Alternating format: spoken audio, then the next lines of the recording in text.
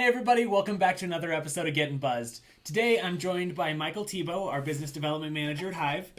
Ooh, so many finger guns. Probably too many. Sorry about that. I'm concerned for our viewers. If anybody is watching this, I'm sorry. Yeah. And joined by Zach Lemmer, who is one of our account managers.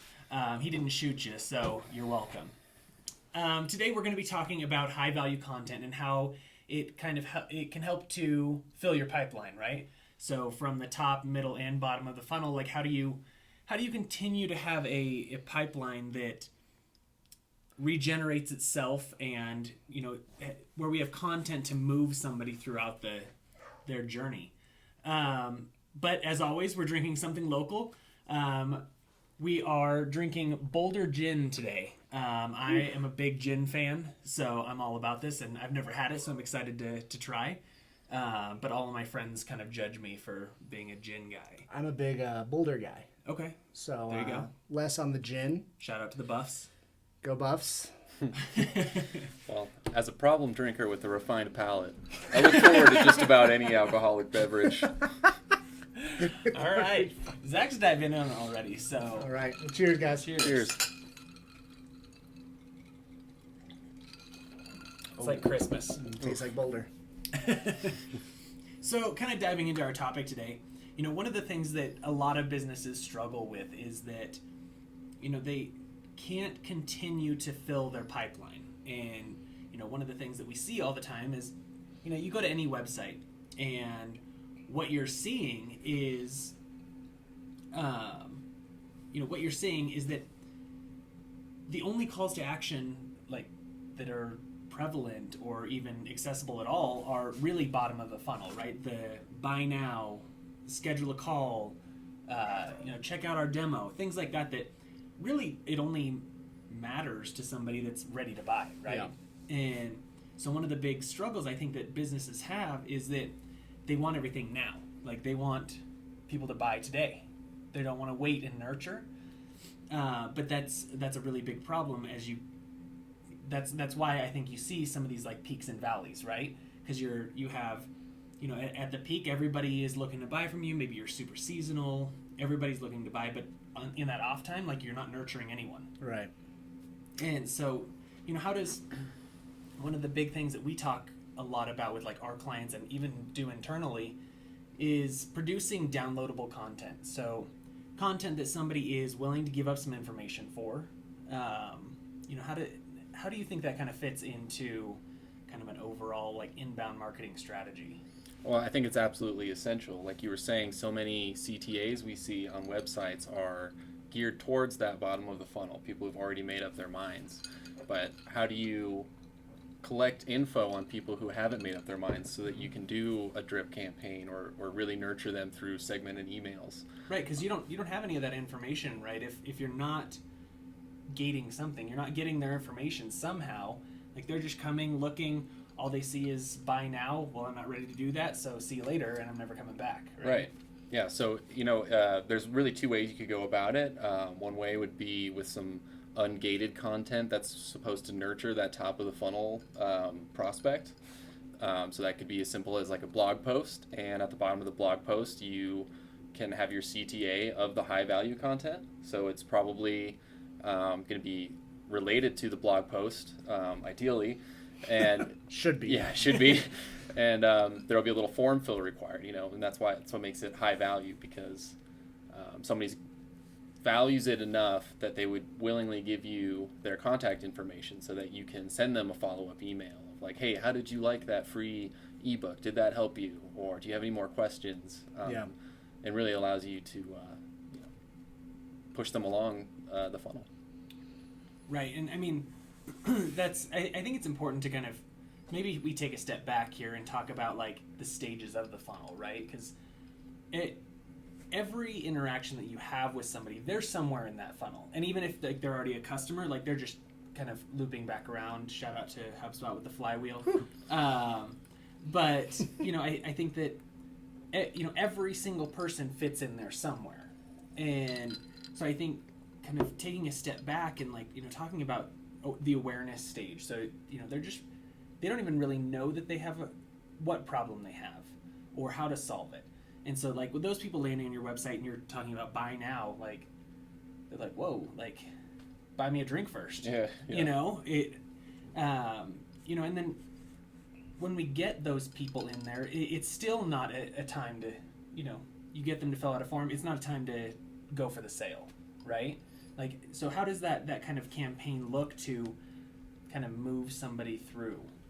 Like, what does that look like when you get somebody to download a high value content piece? So you're asking what happens after, or how to get them to download it? Yeah, no, what happens after?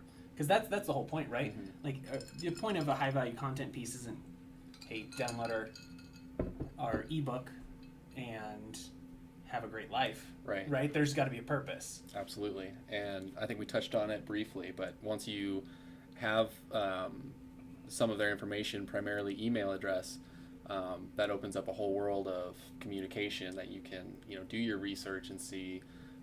Hopefully the form that they filled out helps you identify what type of persona they are, and then you can really speak to some specific pain points that they might have. So if they filled out the form and you know that they're having troubles,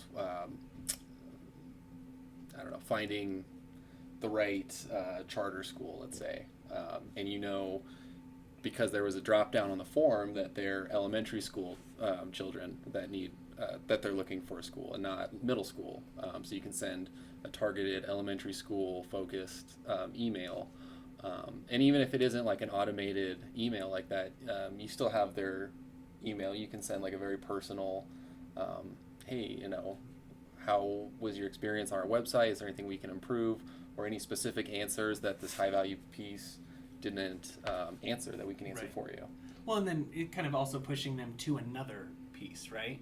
Because like if they're downloading something in the awareness stage, you still have to have something to bridge the gap. Like it can't just be, I don't really know how to solve my problem. Oh, I'm gonna buy your product.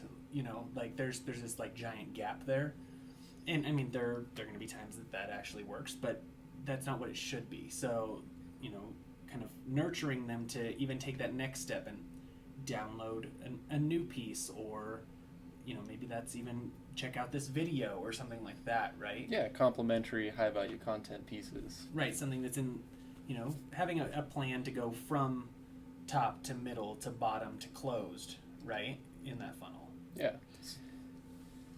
I mean, I think kind of going back, getting away from, and I hate to do this as the sales guy here, getting away from the sales side, there's so many things that the high value content does beyond just the funnel. I think reasons to create it, like you're looking at building authority on your website. You're bringing more people to the website, which is going to fill it up. But I love the fact that, hey, you're building that authority. It's helping your SEO because you're getting so many more keywords and stuff like that on there. And then, the kind of that addition of getting people into the funnel, moving them through, nurturing them with content that they're going to like, that they're going to want. But I think there's so much to high-value content beyond just getting them in the funnel, that it helps your business grow so much by creating it as well. Yeah, for sure. And I think that, like, even thinking about the types of high-value content that you can produce, I mean, in like a general sense, we're kind of talking about like ebooks and white papers and infographics, right? But like we can get into checklists and videos and webinars, and there's so much value in those things. Yeah. That like you mentioned, like really establishing yourself or your company or your product as kind of industry leaders and experts. Yeah. Like that's a big deal. And when you're producing valuable stuff, so you're not just putting out crap and asking for, hey, fill out this form to get our crap, right? It's actually valuable to the consumer. It does a ton for your reputation. Yeah. So I think that's a great point, that it does more than just move people down the funnel. Yeah, I mean, I think countless times a day there's things that I don't know or I'm trying to figure out, where I just Google a weird key phrase and I would never ever find this website otherwise. But I Google something and then it takes me to that website, and then I download white paper on how to do this or why this is important for me and whatever, whether it be business or personal life. And now I'm on this website and I'm playing around and I'm looking. That's how I convert into a customer at times. Is it's like, I would have never found this website if I didn't have this Right. problem right now. But by them putting out this piece of content, okay, now I kind of see them as like an expert, and I'm not even looking at other websites Right. because I just had this problem and they had a great solution, and now I'm interested in them. Right. So, Well, and it's also the other side, though, like the people that are not producing it, yeah, the businesses that are not producing it and not answering those questions that their prospects have, like they're losing, right? Because, I mean, so do you remember the days where like you'd go and type something into Google, you had a problem, you ask Google a question, you get the results back, and it's like not what you were looking for at all, right, and so you were like, oh shit, okay, how do I reword this so I can get the right answer? right, And I feel like that obviously doesn't happen with Google anymore, but like when you start to think about content and like going to a website, you go to somebody's website and can't find what you're looking for right away. mm-hmm. You're like, okay, going back to Google because that website didn't answer it. Right. It's on to the next. Yeah. And you know, it is exactly that. And so many businesses are worried about like, oh, I don't want to give away the secret sauce, or I don't want my competitors, you know, figuring out what I do. Right. I mean, let's be real. Everyone knows. We can figure it out Yeah. somehow. Yeah. You know, it's not difficult. So, you know, I think using that expertise and being helpful and educational through this content is the way that people are winning and are going to continue to win. Right? Yeah, absolutely. And I think going back to your comment on like follow-up high-value content, case studies are a great example of that, because you give them the first piece of like how to do this, and then right after that is the proof. Like this has been tested and documented, and a lot of times it is like that final nail in the coffin. Right. Or even like a comparison chart. Right? If they're in the decision stage and they're looking at like, okay, you know, I've narrowed it down to these three softwares, and I'm going to go with one of them. If you're the one providing, hey, here's a comparison of us, X, and Y. Yeah. You know, there's a lot of value there, and Sure. you're being transparent. There's trust built. Like it snowballs, right? It's again that Absolutely. authority that just people trust because you provided it. Right. You know, and one thing that, you know, we talked about on our last episode was marketing, right? The sales and marketing alignment. And I know you kind of were like, hey, let's get out of the funnel and let's talk about what else it does. But really having that conversation with your sales team, right? Talking about, okay, what pieces of content can we produce to help you do your job better? Right. Like, I think that's a huge piece. Totally. Because then it just arms you with, here's, hey, you know, Mr. Prospect, here's an ebook. I see that you might have this problem. Take a look. Yeah. Yeah, I mean, I think that's one of those things, again, where as a salesperson, I'm not ever going to put together that comparison chart, or I'm not the one putting together the content for the case study or the testimonials or whatever. What I just heard is you don't do anything. Right. No, that's exactly what I'm saying. But yeah, I mean, that's where I'm oftentimes hearing, all right, well, do you have some testimonials you can send over? Do you have some case studies? You know, and if I just had that stuff ready to go, and it's like, yep, I'll send it right after we get off this call, boom, in your inbox within 2 minutes while it's fresh, it's hot, you're thinking about it, versus having to come to the marketing team and be like, let's throw together some case studies, and also can we put together a 9-page ebook about X, Y, and Z? And it's like, man, I'm hearing this stuff all the time. If I'm taking that to the marketing team and they're like, all right, yeah, we can put that out by next week, by next quarter, by whatever it might be, that's the kind of stuff that they know how to create it, and that's going to move our business forward because people are searching for it, because people are asking for it directly. Right. That's that kind of feedback that really moves the business forward. Yeah, I mean, like we kind of talked about last time, like marketing and sales have the same goal. Yeah. Or at least they should. Hopefully. And so, you know, if we're helping you, then, you know, really ultimately we're just doing our prospects and our clients kind of justice, right? Like we're answering the questions that they have, which is the point. Right. Like we shouldn't be hiding any of this. Like we need to be more transparent. Right. I mean, we live in such a society today where everything is instant, and if we don't have it now, then it's too late. Yep. So therefore, when you Google something, you're not going to wait 4 weeks for Hive to create it or for your company to create it. if somebody's asking for the case studies today, you got to have them. So anything that you're hearing, you got to be putting on your website, and especially making it downloadable, just again to gate it, to nurture those people, to move them along, to make them marketing qualified leads to sales qualified leads, and so on and so forth. So well, and I think so kind of just getting into like some actionable kind of tips here, like as we think about building a high value content piece, and like there's probably, you know, marketing managers or whatever watching this, they're like, oh God, like I don't have time for that. Like this is such a big piece, and where do I even start? And now I'm overwhelmed, and okay, it'll get done next year. Right. You know, like what tips do we have to kind of give that person that's, you know, feeling overwhelmed with just the idea of creating an ebook or a checklist or an infographic or something like that? Because they shouldn't be something you just throw together, right? This isn't a 15-minute project that you just throw some stuff together. Right. You know, really needs to be thought through. But how do they get started? How do they kind of make progress there?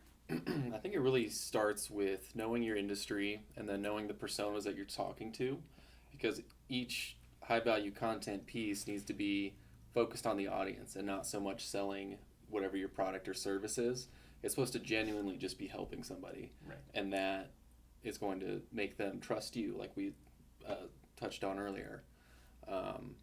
So yeah, really just being able to speak specifically to the people that are visiting your website is going to be huge. And that might even dictate what type of high value content that you want to produce. So, you know, I think case studies are absolutely across the board, across the industry, great. You know, like anytime you can prove like maybe it's an A/B test between these two schools. I'm just going back to education, you know, and like how your charter performed better than, you know, the state-run school or whatever it is. Yeah.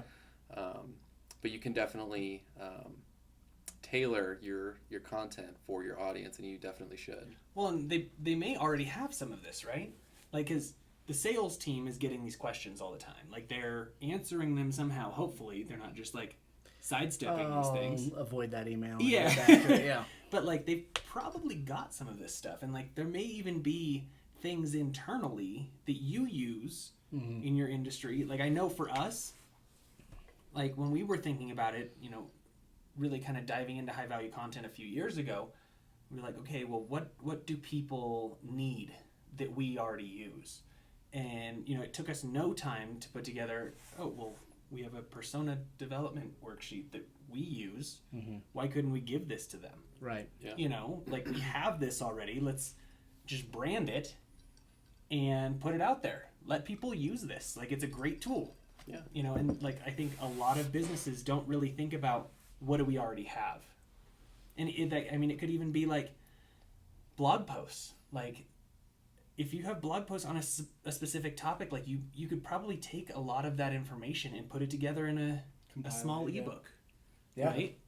You know, I don't think that it has to be like recreating the wheel and starting with the blank screen, you know? Right. And I also think that talking to your salespeople gives a great idea of what type of content you need.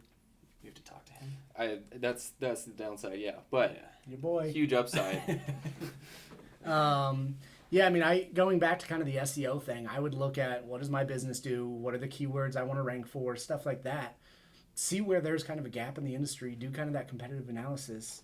And then see, all right, well, when I'm searching X phrase, okay, there's no ebooks on this. There's no infographics. There's no case studies. Like, create that. Well, I mean, yeah, and going through like your main competitors' websites, like, right, what do they have? What don't they have?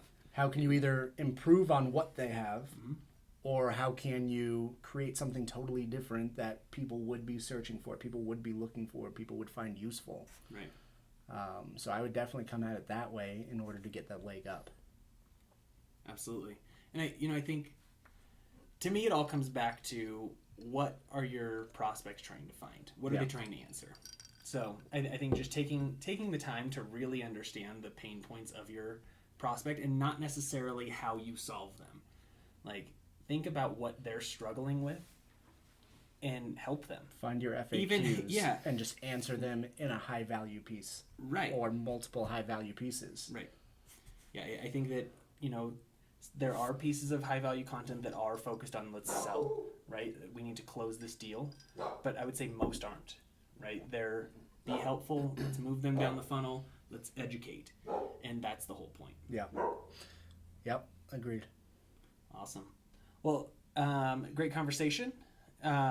So the last kind of segment here is how's the buzz? I hated mine, obviously. Yeah. It's like gripping that like somebody was going to steal it. No, I thought it was very good. I'm normally a little picky with my gin too, so that one's coming home with you. I like it. Yeah. I mean, if this isn't here tomorrow, I don't know what happened to Don't be it. Cleaning surprised. crew probably stole it. I know at the beginning I said it tastes like Boulder, but like legitimately I feel like it tastes very mountainy. Like I can taste pine needles within it, and It's I like kind Christmas. of like I feel like a mountain man when I'm drinking it. Yeah. Yeah, That and the beard. that too. Yeah, very refreshing. I agree.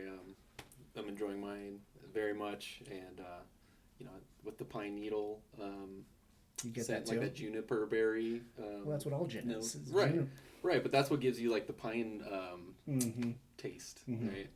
And it, That and Santa Claus. right, and it, your breath smells piney, so it's like you've been behaving yourself.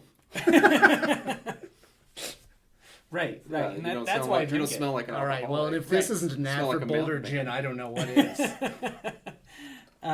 Yeah, no, I'm definitely a fan. Yeah. I actually had never even heard of it until Michael walked in the door with it. So, Good job. yeah, Thank you, Bottle Finder. gold star. Thank you. Keep my job. Well, thank you for joining. We'll have another episode next week. Make sure to tune in, subscribe, and we'll see you next week. Cheers.